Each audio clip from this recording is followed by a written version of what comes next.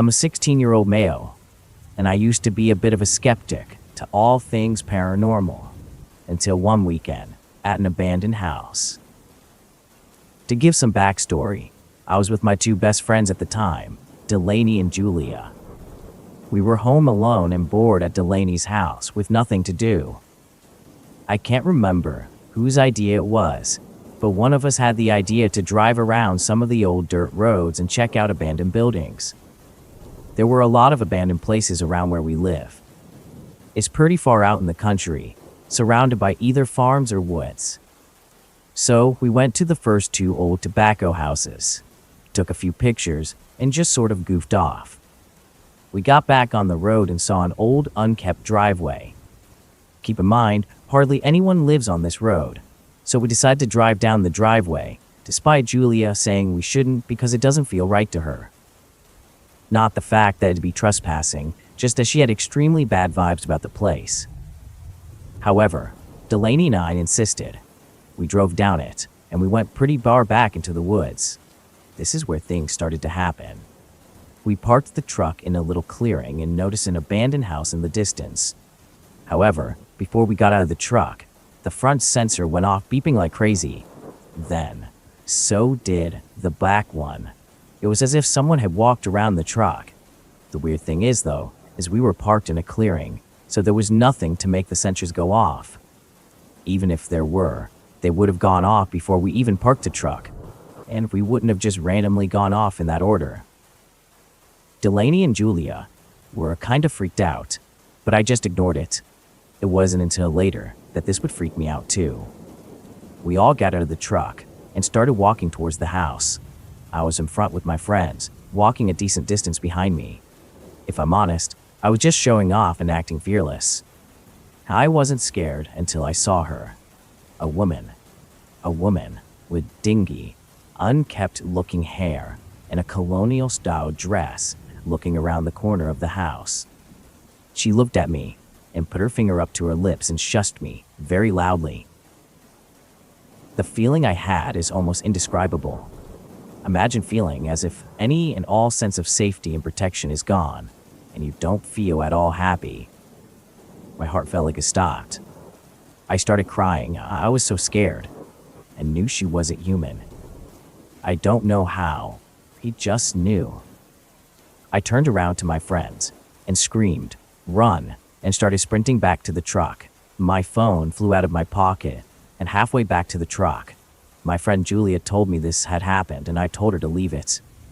Now, if you know me, you'd know if I'm ditching my phone, I'm serious.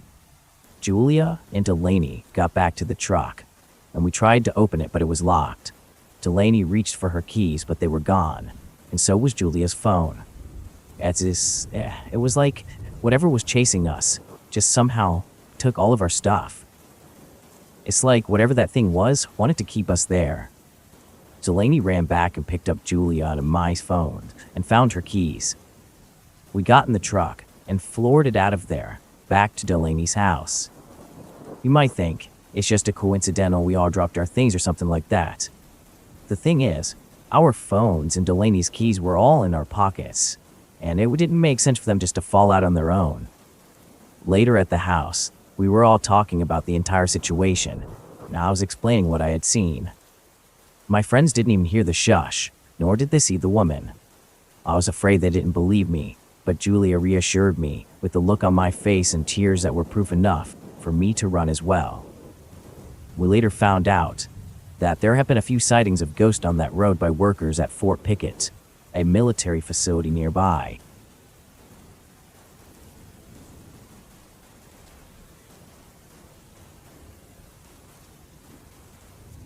I've been listening to your channel for a few months now, and I love it. It's been a huge help in reigniting my passion for the stories about the things that go bump in the night, the unexplainable, and the things lurking in the dark. I decided to share one of my stories about a suspecting haunting in a case that fits with your upcoming collections. I've changed the names for privacy. One of the most terrifying incidents that still gives me chills to this day happened when I was maybe 12 or 13 years old. My parents were separated at the time, and my mom was working second shift at a nearby plastics factory. My mom had someone else babysitting my little brothers, and I didn't want to be alone in the house, so my friend, I'll call her Sarah, would stay with me sometimes. I didn't know how to cook, but I loved baking and making my mom cakes or muffins so she had something warm and welcoming once she had come home from work. Anyway, so Sarah and I were upstairs in my 2-level house, baking another cake for my mom. It's dark outside, maybe around 7:30 at night, and there's a lull in our preteen nonsense, and that's when we hear whispering. We hear the voices of a man and a woman coming from the basement, and it sounds like they're arguing. Sarah and I distinctively freeze, and instinctively, I looked at her with wide-eyed terror. It was one of those moments where your stomach drops and you feel sick as the adrenaline begins to seep through your veins. For a few moments, we just listened, until suddenly, the voices stopped. Within a matter of seconds, we heard a boot at the bottom of the stairs where they start in the basement. We both bolted for the bathroom, grabbing a broom and a mop as we went, and locked ourselves inside. One by one, we heard thick, heavy thuds, as it very clearly sounded like someone was coming up the stairs. We heard the shuffle of steps on the first landing, where the front door is, and then the turn as they begin to climb the set of stairs on the main level. At this point, we were in tears and trying to be as quiet as possible, hoping that whoever is in the house won't be able to get into the bedroom. We hear the footsteps come through the hallway and go right into the door. Then, there's nothing but an occasional squeaking of floorboards, as if someone were shifting their weight from side to side. Curious as to what the heck is going on, I look under the crack of the doorway, praying that this intruder is gone. We had hardwood floors throughout the house, so there was a decent gap at the bottom of the door, and you could see just a bit of the floor in the hallway. With my face pressed against the bathroom floor, I peeked out. I could see 2 shadows, like the shadows of booted feet. There was a light in one of the halls that would have given that effect to anyone standing there. I stood again and backed to the far side of the bathroom with my friend, panicking, sure that some intruder was going to break in and do horrible things before killing us. For several moments, nothing happened. We stood there, hearts pounding, wielding broom and mop, ready to make some attempt out of defending ourselves if we had to. Then, we heard the front door open and close. More footsteps made their way up to the top of the landing. Then, there's a slight pause. "Anna?" My mother called out for me. Sarah and I burst out of the bathroom crying and hysterically trying to tell my mom what happened. My mom searched the house and searched outside, but there was no sign that anyone was there or anyone had been there. Our mom was worried that maybe there had been an intruder, but there was no explanation and not a single clue to support that conclusion. The back door in the basement couldn't have been opened due to it being waterlogged, and most of the windows in the basement had the same problem. Regardless, all of them were still locked when checked. We never heard any footsteps leave after I saw the shadows in front of the bathroom door, and there wasn't any silent way out of the house. There was no opening or closing of any doors. We had a regular exterior door that led to the deck, but it also had no problems, so it was incredibly hard and noisy to open and shut. Nothing was out of place, and we could never explain what happened that night. Sarah, understandably, didn't want to stay with me alone in the house anymore, and I couldn't blame her. Too bad I was stuck there. But the story doesn't end there. Around 17 years later, my niece, who lived for a long time with my dad and stepmom in the same house, was home alone after some school. My dad and stepmom often work late into the night, as my dad owned his own business. She was a little older than I was when my incident happened, but she didn't have a friend with her. In a break between episodes of whatever show she was watching, she heard the whispering in the basement. 2 voices, a man and a woman, arguing. Then, the footsteps coming from the basement. She also ran and locked herself in the bathroom, emerging hysterical once my dad and stepmom came home and called out for her. She never stayed alone in the house again. Here's the thing.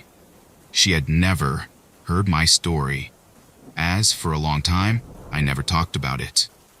I especially wouldn't tell my story to little kids who had to live there. I never told my dad or stepmom about it either. And I never told my stepsister, my niece's mother, this story either. Of course, the concern was again that there was an intruder. But it was the same situation. The footsteps never left. She thought someone was in the front of the door, and so she heard my stepmom and dad come in and call for her. To this day, there is still no explanation for what happened. Now, my dad rents the house out, and I'm glad I don't ever have to go back there. But it was by far the most aggressive, terrifying, and physically real than any other strange occurrence in that house. Has anyone else ever experienced anything similar to this?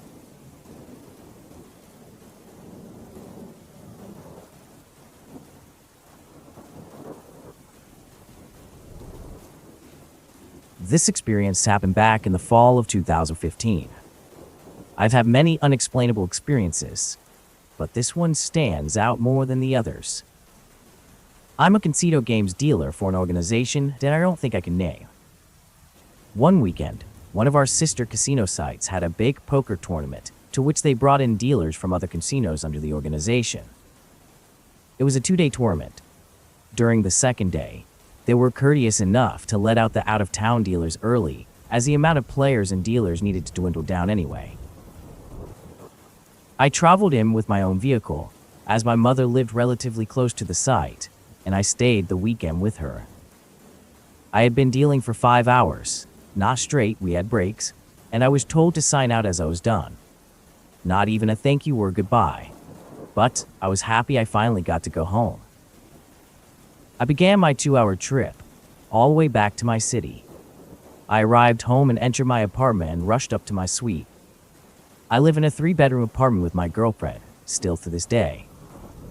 I know a 3-bedroom for the two of us is a bit big, but I have my own gaming room and a spare bedroom with a bed for guests, so it's really handy. When you walk into the apartment, the kitchen is on the right, and further in is the living room. The left is the hallway. All 3 bedrooms are on the right of the hallway, with the bathroom at the end on the left and the master bedroom right across. The closest 2-bedroom entrances are right next to each other. The spare bedroom has a door facing the hallway, and my gaming room door is just to the right of it. I threw my bag down on our spare computer chair and dealer uniforms on the bed and the spare bedroom. I took my jacket off and threw it on the bed as well. I was too lazy from my trip to unpack right away, and was having a nicotine fit and decided to do it later. I went to my gaming room and sat on my computer chair and lit a cigarette. Happy to be home after a long weekend. I pushed the power switch on my computer and turned on my monitor, and swiveled my chair back to my cigarette. Just as I grabbed my cigarette, I noticed a shadow moving against the wall and disappearing in my hallway, blocking out the light from the spare bedroom and a loud thud coming from that room. I haven't felt my heart sink that low since I was younger, when I had another unexplained experience. My first thought was, there is someone in my apartment. Maybe I should call 911.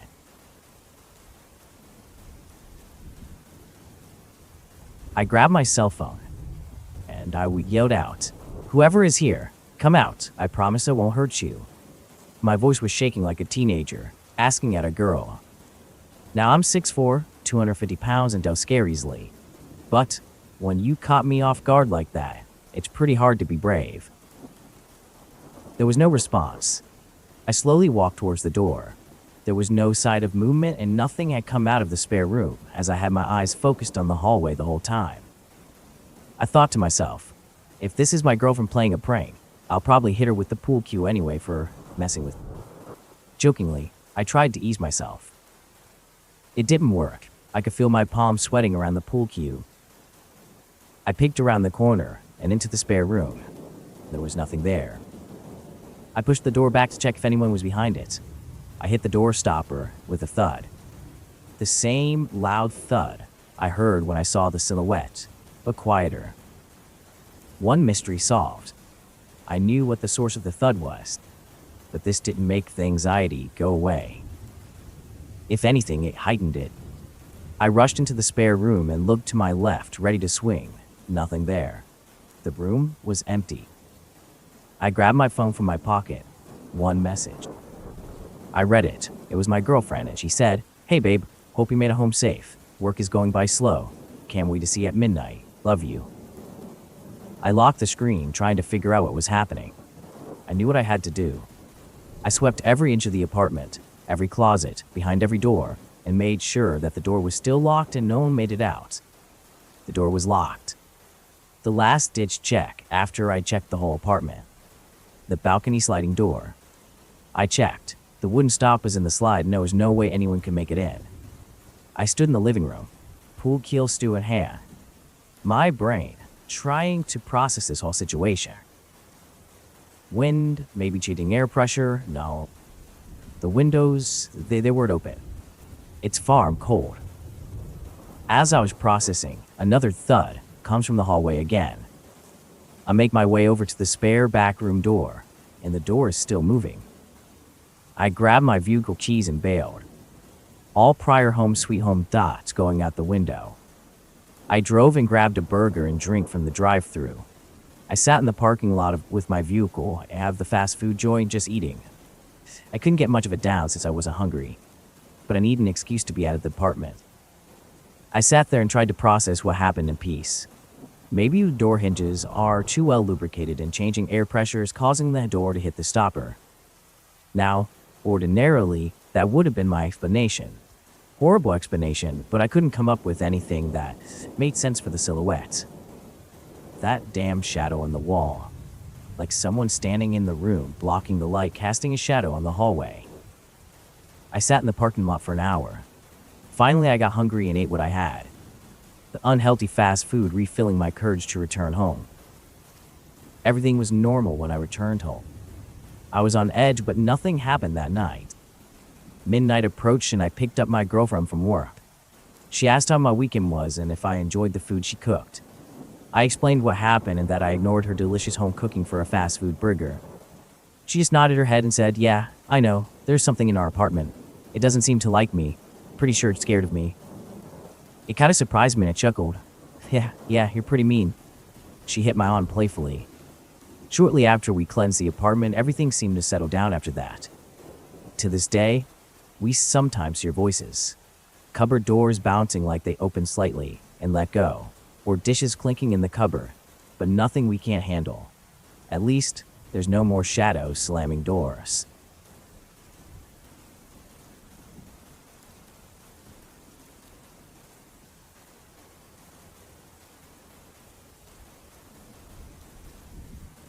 This is my first time telling this story since it happened. A few years back, my friends Jess, Gabe, and I took a hike in a secluded area we weren't familiar with. I was 16 at the time, Jeff was 18, and Gabe was 19. We were all into photography, so we were hoping to get to the top of the mountain just as the sun was setting to get some good shots. We turned on some music and generally just relaxed on the way up. We saw a few groups of people on the way up, all of which warned us to get off the mountain before dusk as bears and mountain lions were prominent in the area. We didn't take them too seriously and continued up the mountain until we reached the summit and got our pictures. They didn't turn out all that great, and since the trail was a loop, we decided to follow the loop in hopes of getting a better angle. What we didn't realize was that the loop was several miles long, and it would take us beyond nightfall to get back down. By the time we realized our mistake, it was way too late. We were in the middle of Colorado wilderness, with nothing to guide us but our phone flashlights. Eventually, my speaker died, and as it did, all three of us immediately noticed how bizarre, almost surreal the silence was. At this point, we are more than just a little freaked out, and decided to hold on to the small pocket knife that I had been carrying. I carried it in my fist in an attempt to comfort myself. The silence was short-lived, and was broken within minutes by the sound of heavy boots on gravel. A figure appeared over the hill. As it came closer, I noticed a few odd things about what at the time I thought was a man.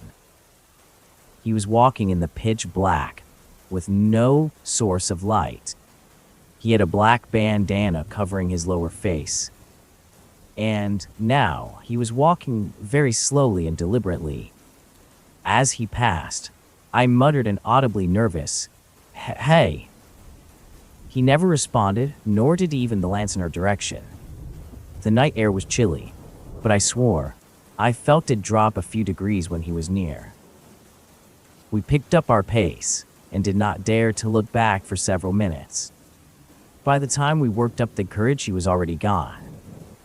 We tried to explain it to each other, to try to comfort ourselves, but we all knew that it wasn't that simple.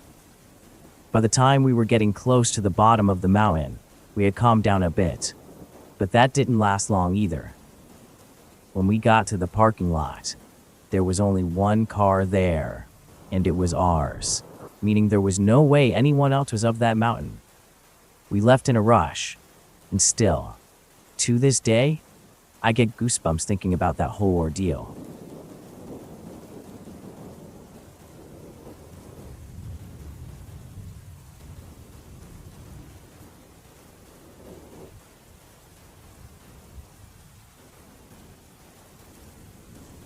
To start off, my name is Taylor. I am 20 years old and my fiancé is 21. I have been with my fiancé Austin for 3 years on Christmas. We dated for maybe 2 months before moving in together, as I was still 17 and in high school.